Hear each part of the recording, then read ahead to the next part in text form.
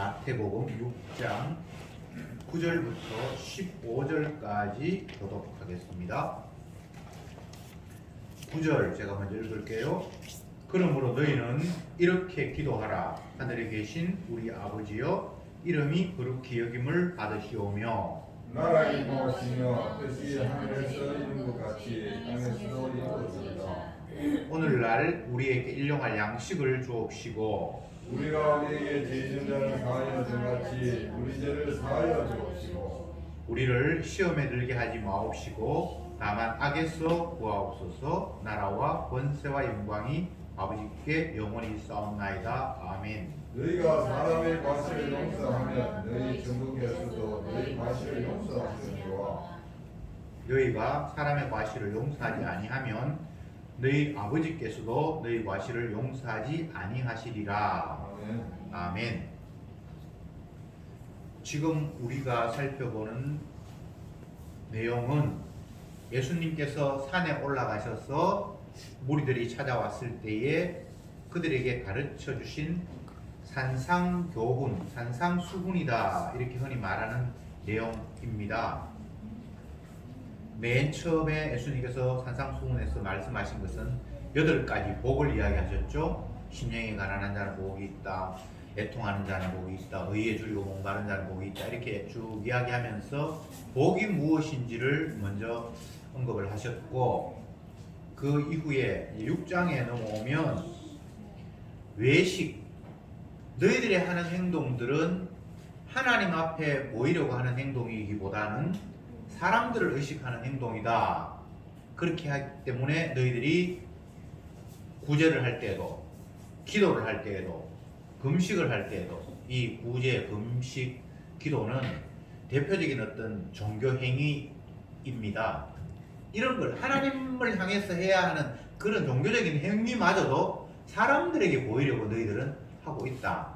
이런 말씀들을 지금 하고 있는데, 그 가운데 우리가 이제 기도, 지난주에도 기도를 살펴봤습니다만, 지난주에는 너희들이 기도한다고 하면서 그것은 하나님 앞에 너희 마음을 내놓는 건데, 그 하나님 앞에 내놓는 기도를 하면서도 너희들은 길거리에 서서 사람들을 의식하면서 큰 소리로 기도하고, 그런 식으로 하나님보다는 사람을 의식한다. 정말 하나님 앞에 기도한다라면 아무도 사람이 보지 않는 골방, 은밀한 곳에 가서 기도해야만 하나님께서 받으신다. 이런 내용을 지난주에 살펴보았습니다. 오늘은 구체적으로 예수님께서 이렇게 기도하라 라고 하면서 기도의 샘플이라고 할까요? 그것을 우리가 흔히 아는 주기도문, 그 내용을 사람들에게 일러주시는 것이 오늘 본문의 내용입니다. 그리고 끝부분에 주님께서 덧붙이셨죠. 너희들이 사람의 과실을 용서하면 하나님도 너희의 과실을 용서하실 것이지만, 만약 너희들이 사람의 과실을 용서하지 않는다면 하나님도 너희 과실을 용서하지 않을 것이다. 이렇게 오늘 본문이 끝이 납니다. 주님 가르친 기도, 주기도문, 오늘날 기독교인들은 다 이 내용들을 중요하게 생각하고, 예배가 끝나든지 이렇게 할 때에 이것들을 다 암송을 하든지 이런 형태를 많이 취합니다. 제가 그 전도사 시절에 신학교 다닐 때 어느 큰 교회, 서울에 있는 대표적인 큰 교회를 가봤는데, 그 교회는 그 예배 다 끝나고 목사님이 축도 끝나고 난 이후에 성도들이 이제 일어서서 성전을, 예배당을 이제 빠져나갈 때에 성가대가 주악대, 그 오케스트라하고 연주하면서 이 주기도문을 노래로 불러서 굉장히 웅장한 그런 분위기를 연출하는 걸 제가 들었습니다. 주기도문은 예수님께서 직접 유대인들에게, 자기에게 찾아온 사람들에게 너희들은 이러이러하게 하나님 아버지께 기도해라 라고 가르쳐 주셨기 때문에 사람들은 이 내용을 너무나 중요하게 생각을 합니다. 한번 다시 살펴볼게요. 하늘에 계신 우리 아버지여, 이름이 거룩히 여김을 받으시오며 이렇게 이제 시작이 되고 있습니다. 하나님 앞에 이제 기도하는 거니까 하나님이여라고 이렇게 불러놓고 첫 번째 나오는 내용이 아버지의 이름이 거룩히 여김을 받으십시오라고 시작을 합니다. 우리가 통상적으로 기도할 때에는 내 필요와 아쉬움을 하나님 앞에 토로하는 게 기도의 출발이잖아요. 그리고 그게 기도잖아요. 근데 여기에는 아버지의 이름이 높임을 받으십시오라고 이렇게 기도가 시작이 됩니다. 그러니까 예수님이 백성들에게, 유대인들에게 이렇게 기도해야 돼 라고 기도하는 그 첫 번째 출발점에서부터 그 내용을 듣고 있는 사람들은 너희들은 그동안 기도가 엉터리였어 라는 게 폭로가 되잖아요. 이 사람들이 예수님께서 이렇게 기도하라고 말씀하시기 전에는 아무도 이런 식의 기도를 할 줄도 몰랐어요. 그냥 내 필요한 걸 하나님 앞에 요청하고 나는 부족한데 그분은 전능자니까 내 아쉬운 것 달라고 요청하는 게 기도인데 여기는 그런 것으로 시작이 되는 것이 아니라 아버지의 이름이 높임을 받으십시오 라고 기도가 시작이 된다 이 말이죠. 그러니까 모든 사고방식 자체가 인간들은 자기 위주고 예수님은 아버지 위주고 이렇게 갈립니다. 기도가 되었건 구제가 되었건 뭐 금식이 되었건 인간들은 다 자기가 원하는 목적을 거기에 깔고 진행할 수밖에 없는 것이 죄인들의 한계입니다.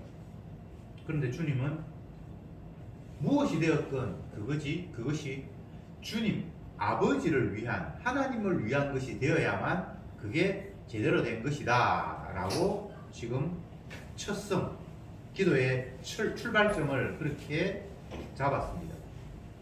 그 다음 10절에 보면 나라가 임하옵시며 이렇게 하면 쉽습니다. 나라가 임하시며 뜻이 하늘에서 이룬 것 같이 땅에서 이루어지기를 원합니다. 이렇게 또 기도가 진행이 됐습니다. 첫 번째는 아버지의 이름이 높임을 받으십시오 라고 이렇게 시작을 했고 그 다음에는 하나님의 뜻이 이 땅에도 이루어지게 해 주십시오. 쉽게 이야기하면 하나님의 뜻이 땅에도 성취되기를 원합니다. 나를 위한 게 아니잖아요. 내용이 내 필요한 게 아니잖아요. 하나님 당신의 뜻은 이 세상 전체에 당신이 원하는 모든 일들이 펼쳐지는 것이 당신의 뜻이잖아요. 그러니까 하나님의 뜻이 이 땅에도 펼쳐지기를 원합니다. 이렇게 기도를 했고 그 다음 11절에 오늘날 우리에게 일용할 양식을 주옵시고 여기에 이제 보면 이제 우리의 필요한 것을 구하는구나 이렇게 오해할 수 있는데 이것도 우리를 위한 게 아닙니다. 일용할 양식을 자기 백성에게 내리시는 하나님의 그 모델은 이스라엘 백성들이 애굽을 떠나서 하나님이 지시하시는 가나안 땅으로 향하는 그 과정 그게 무려 40년입니다만 그 40년을 광야 생활을 했다라고 성경에 나와 있는데 그 40년 동안 하나님께서 일용할 양식, 하루 먹을 양식들을 하늘에서 이스라엘 백성들에게 만나 내려주셨잖아요. 그게 일용할 양식을 주시는 모델이거든요. 근데 그것을 떠올리면서 우리에게 일용할 양식을 주시고 라고 기도를 하고 있는데 하루하루 먹을 것 주십시오. 이렇게 사람들은 기도하지 않습니다. 창고에 가득하게 하시고 이렇게 기도하지 하나님 오늘 하루 먹을 만큼 나에게 주십시오. 사람들의 요구는 이렇지 않아요. 그러니까 이것마저도 우리의 필요를 구하는 내용이라고 받아들이면 큰 오해입니다. 그러면 이 내용은 어떤 것으로 이해할 것인가? 일용할 양식. 그러니까 하루하루 주님이 우리를 인도하고 계시잖아요. 인도하셔야만 되잖아요. 라는 이런 내용입니다. 이걸 바꾸어 이야기하면 이스라엘 백성들이 40년 동안 광야를 다니는데 그들의 원래의 최종 목적지는 하나님께서 또 그들에게 인도하실 최종 목적지는 가나안이라는 곳에 분명히 확정되어 있습니다.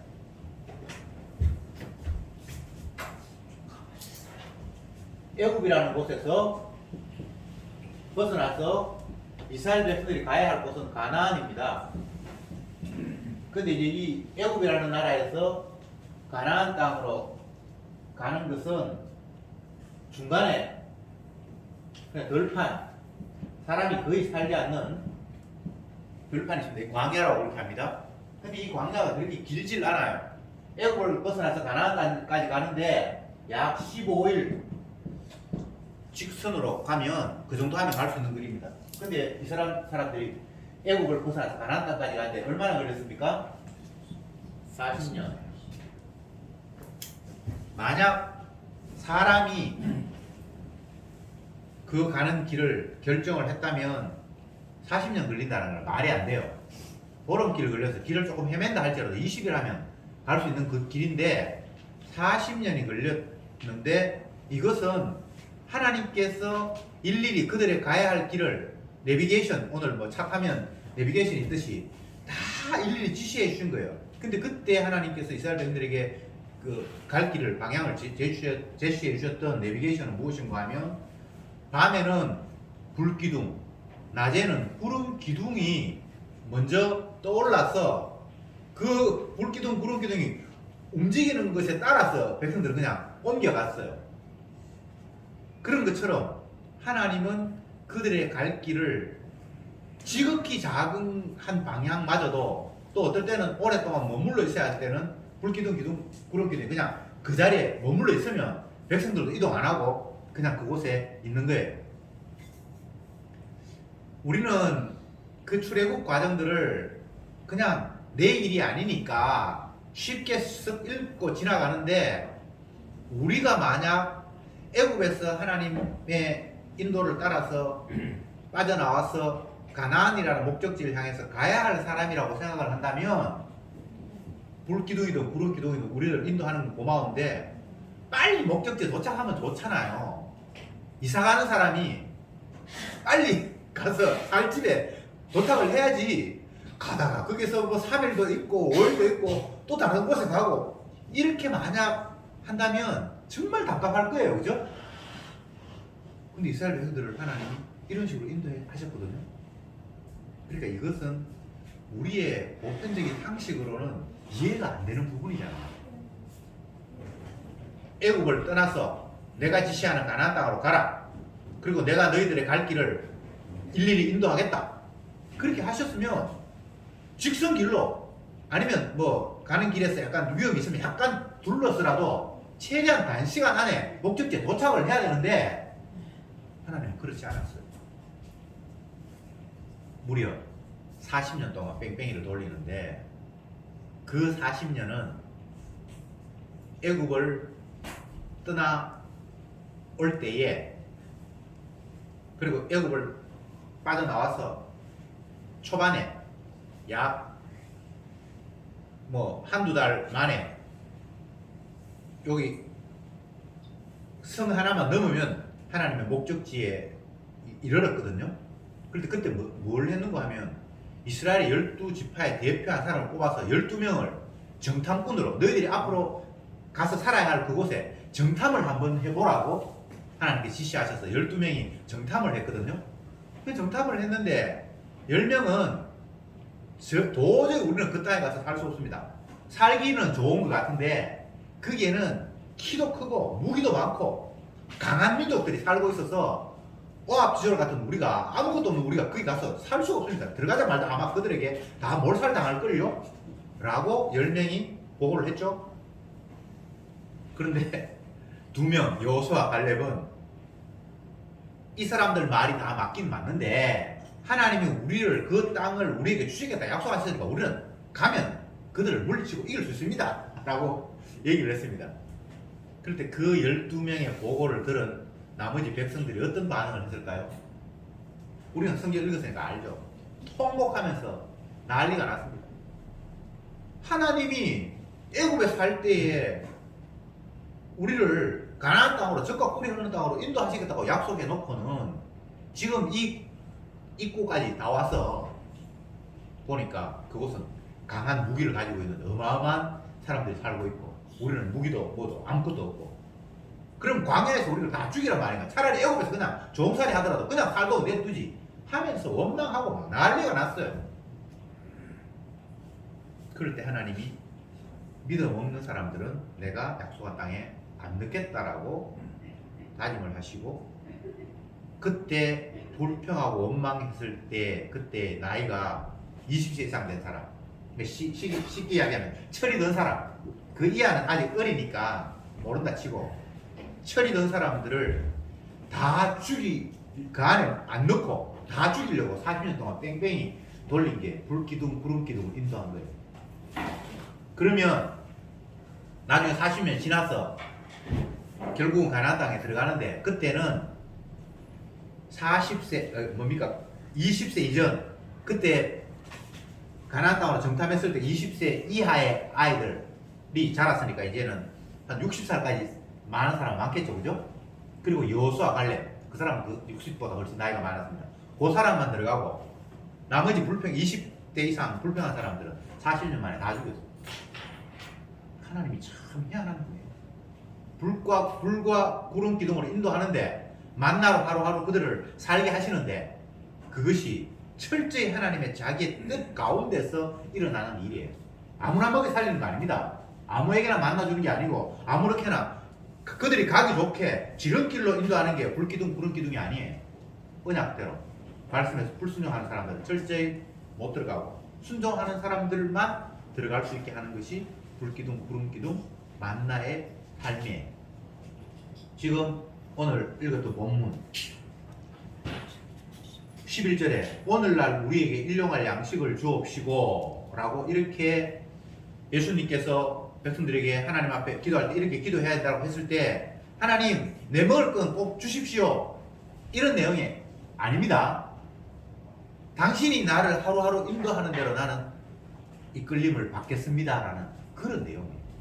그러니까 쉽게 이야기하면 주님이 가르치신 기도 내용에 우리 필요한 거 구하는 거 하나도 없습니다. 하나님의 뜻에 내가 온전히 끌려가겠습니다. 그러니까 주님의 뜻만 펼쳐주십시오라는 게 이 기도 내용의 전부예요.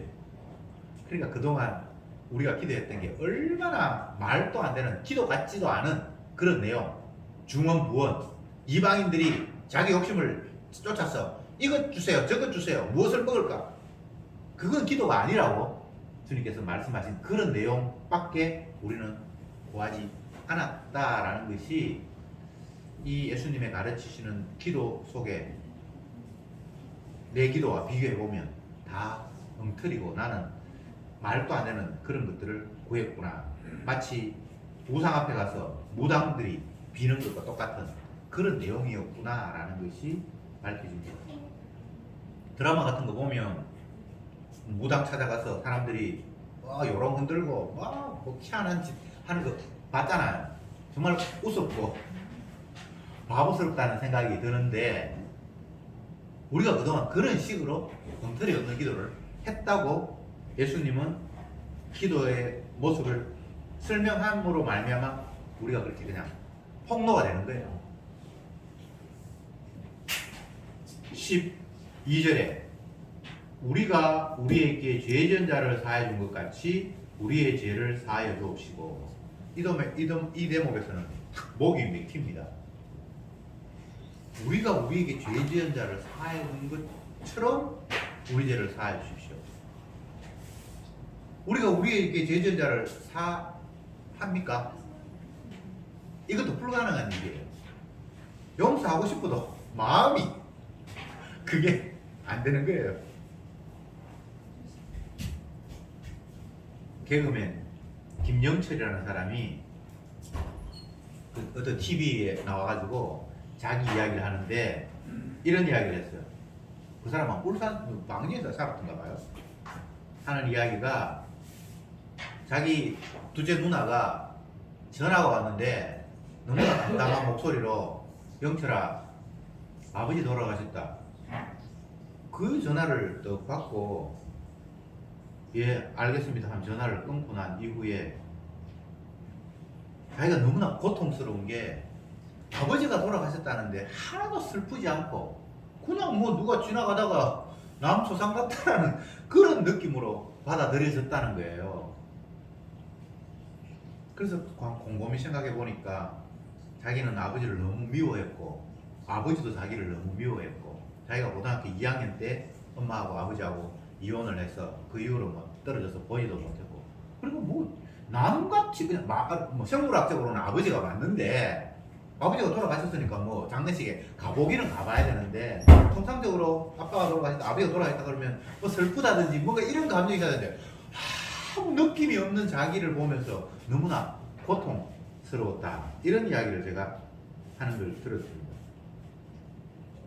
제가 이 본문 12절을 설명하면서 그게 갑자기 떠올랐는데 우리가 우리에게 죄 지은 자를 사해 준 것 같이 우리 죄를 사해 주옵시고 그 사람은 자기가 어릴 때 아버지로부터 학대받고 미움받고 그러다가 엄마마저 버려버리고 자기 가족들이 다 그냥 아버지를 떠나서 고생했던 그것들을 떠올리면서 아버지에 대한 분노가 가시지 않았던 거죠.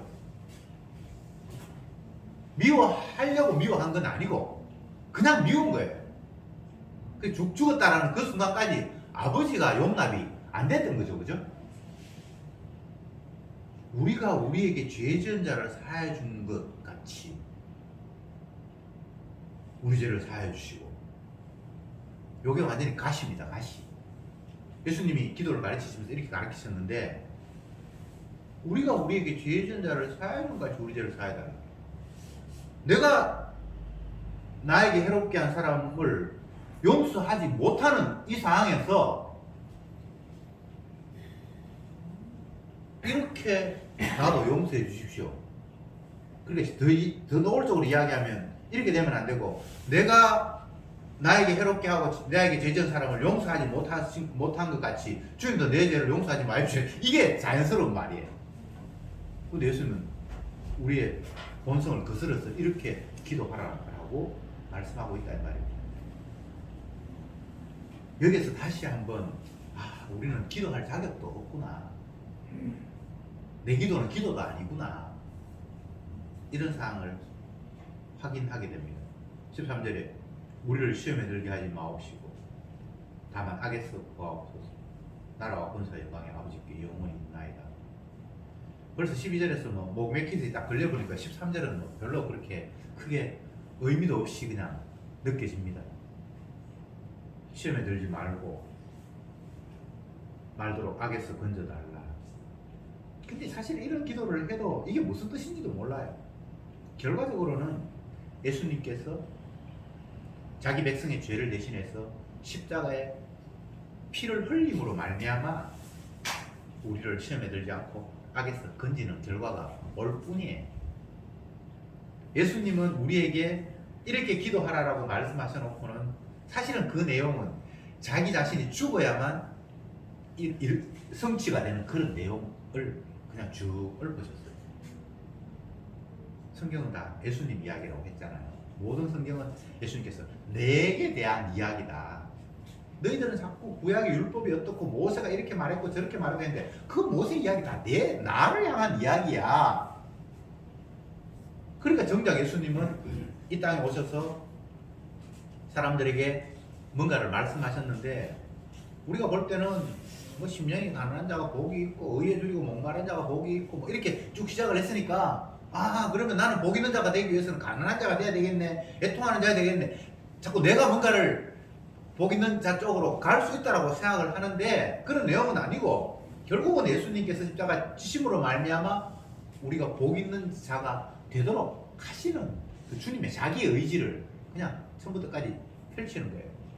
사상수훈의 내용이 계속해서 아직도 한참 남았는데 그 모든 내용이 우리가 지켜야 할 내용이 아니고 예수님께서 이루실 내용을 이렇게 풀어서 이야기를 했다고요. 바꿔 이야기해 볼까요? 성경은 우리가 지킬 내용이 아무것도 없습니다. 아니, 주님께서 하라고 하셨잖아요. 하지 말라고도 하셨고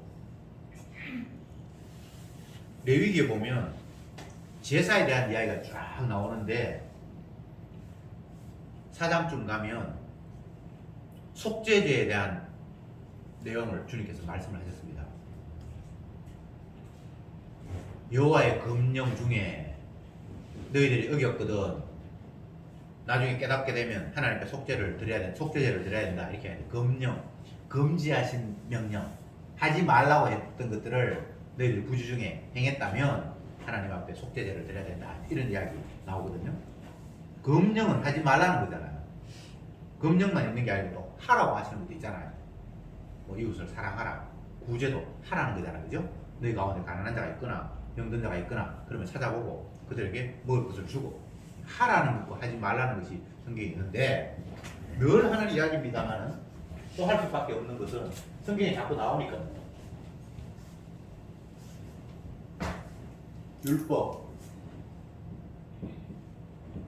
율법은 하라,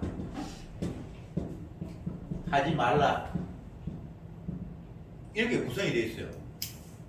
그러면 당연히 이 하나님 말씀을 받으면서 지금 예수님께서 산에 올라가시고 사람들은 예수님 앞에 찾아와서 예수님은 높은 언덕에 있고 사람들 조금 낮은 곳에 이렇게 있고 자연스럽게 이제 무대 같은 게 형성이 되고 거기서 쭉 뭔가를 말씀을 하시잖아요. 요것은 이스라엘 백성들이 맨 처음 하나님 앞에 율법을 받을 때에 하나님께서 모세를 산으로 불러 올리셨습니다. 그래서 하나님 앞에 모세는 십계명 그 돌판을 받았습니다. 그 모습을 똑같이 재현한다고 보면 됩니다. 하나님은 높은 산에 계시고 모세를 대표로 불러서 그에게 뭔가를 주셨잖아요. 그게 예수님께서 하나님의 입장이고 백성들을 산 밑으로 이렇게 자기 앞에 갖고 오셔서 모세는 기록된 돌판을 받았다면 예수님은 직접 자기 말씀을 이렇게 언어로 전파하시는 그 차이가 있지. 똑같은 내용이거든요. 근데 그 내용이 하라는 거 하지 말라는 거란 말이죠. 그 율법이잖아요. 그런데 우리는 이 말씀을 받으면서 하라는 건 하고 하지 말라는 건 하지 말아야 되겠구나 라고 생각을 하는데 그런 내용이 아니라 우리는 얼마나 완악한 자인지를 이 예수님의 말씀 또 구약의 하나님의 말씀을 통해서 그냥 확인하는 거예요. 하지 말라는 말씀은 우리는 그렇게 살아간다는 말이고 하라는 말씀은 그와 정반대로 우리는 살고 있다는 것을 고발하는 내용이라고. 그러니까 우리는 절대 하나님 말씀 못 지켜요. 하나님 말씀을 왜 주셨는가? 죄인이라고. 너 이렇게 완악하다고. 너는 저주와 심판이 너에게 가장 합당한 자라고 확인시키기 위해서 하나님의 말씀을 주셨어요. 하나님의 말씀을 지키는 것은 하나님의 아들 예수님의 몫입니다. 예수님이 십자가 지심으로 말미암아 이 이야기 오늘 주기도문 이야기를 다 해보셨어요. 아시겠습니까? 성경은 이렇게 해석이 되는 거예요. 우리가 지키는 거 없어요. 어떤 사람은 말씀을 지켰다고 그러는데 원래 인간이 죄인이 하나님 말씀을 못 지킵니다. 하나님의 말씀은 아들이신 예수님만이 온전히 순종하셨습니다. 그래서 말씀을 지켜서 복받는 그 길은 오직 예수님에게만 해당되는 이야기다. 제가 여러 번 반복해서 이야기를 드렸습니다.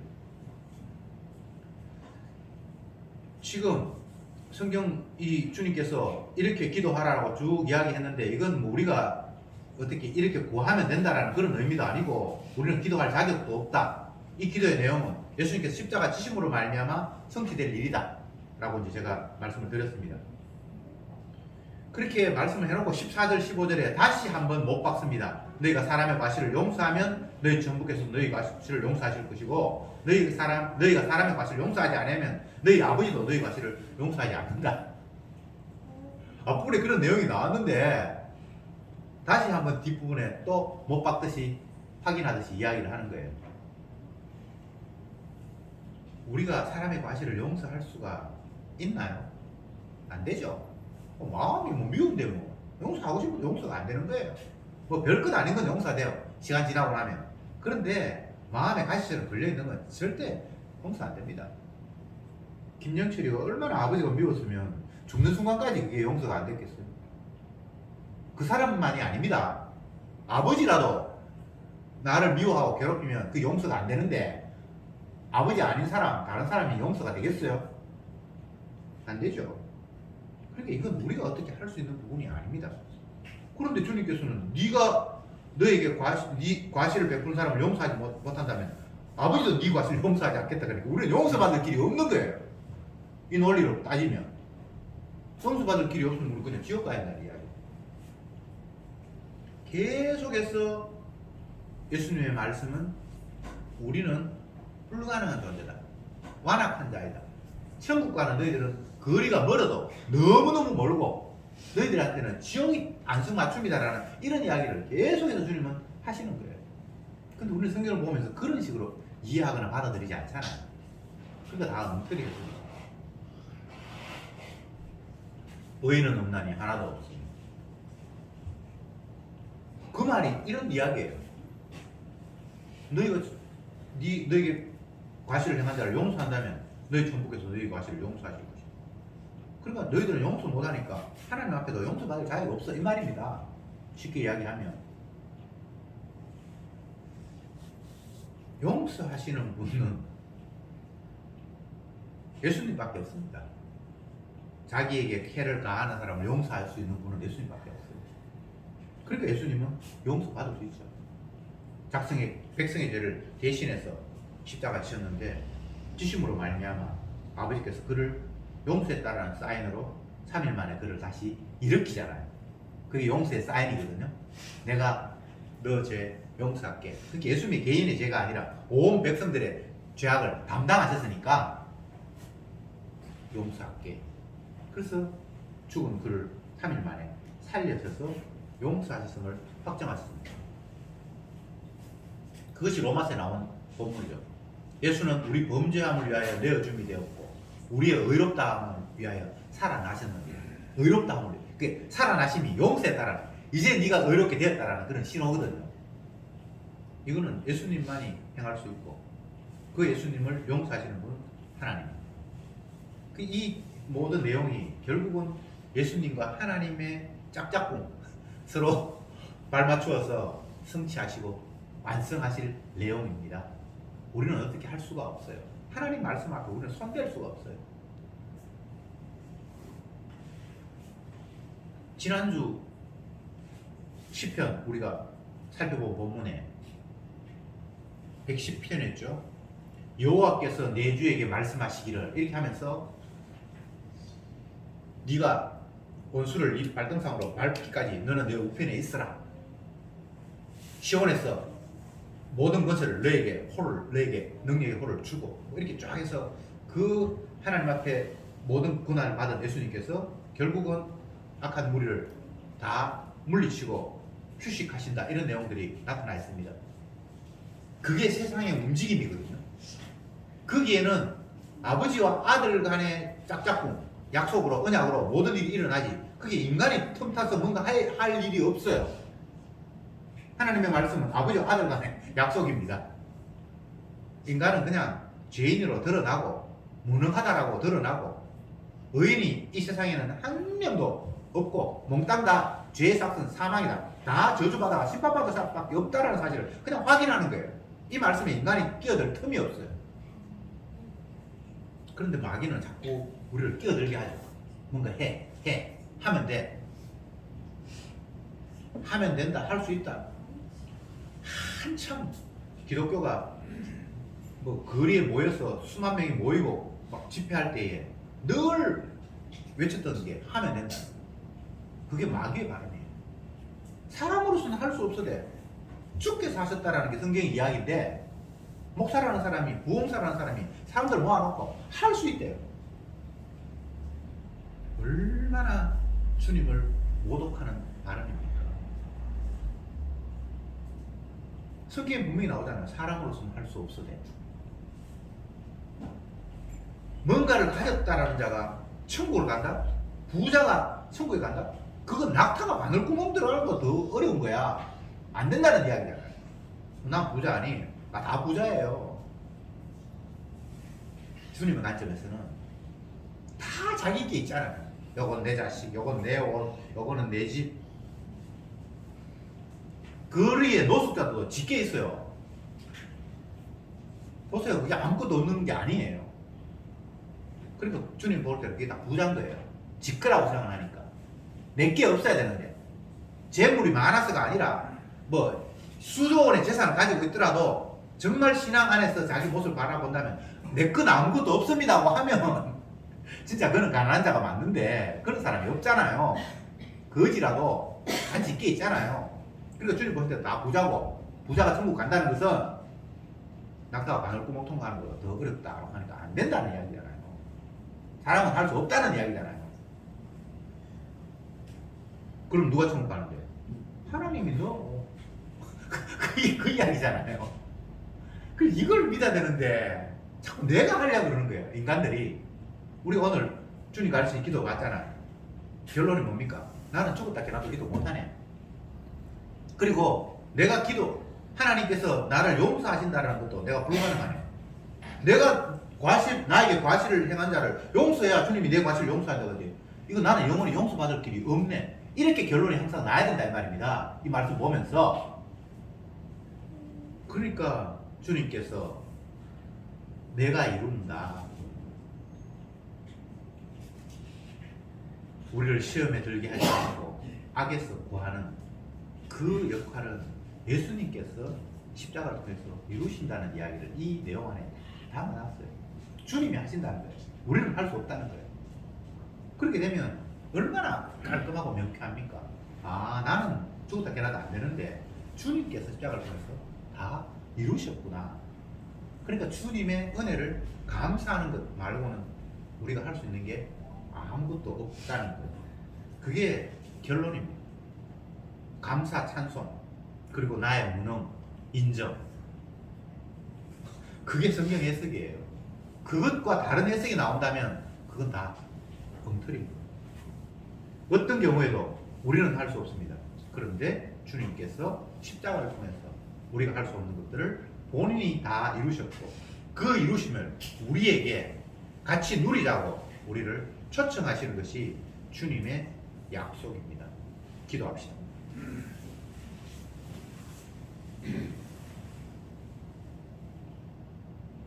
악에서 구원해 주옵소서. 시험에 들지 말게 하옵소서. 이 기도가 우리가 기도해서 응답될 것이 아니라 예수님께서 십자가 지심으로 말미암아 우리를 시험에 빠지지 않고 악에서 건짐받는 결과가 주어졌음을 오늘 말씀을 통해서 다시 한번 확인했습니다. 우리는 기도할 수 없고 용서받을 자격도 없는 완악한 자임을 또한 인정할 수밖에 없습니다. 이런 무능한 자를, 아무것도 아닌 자를 영원히 저주받는 것이 합당한 우리들을 주께서 우리의 죄를 대신해서 십자가에서 담당하심으로, 죄를 담당하심으로 말미암아 우리를 용납하신 그 주님의 약속, 오늘도 그 약속이 우리에게 찬양의 이유가 되게 하시고 감사의 이유가 되게 하옵소서. 다른 것으로는 결코 기쁨과 찬양이 될 수 없음을 깨닫게 하옵소서. 예수님의 이름으로 기도드리옵나이다. 아멘.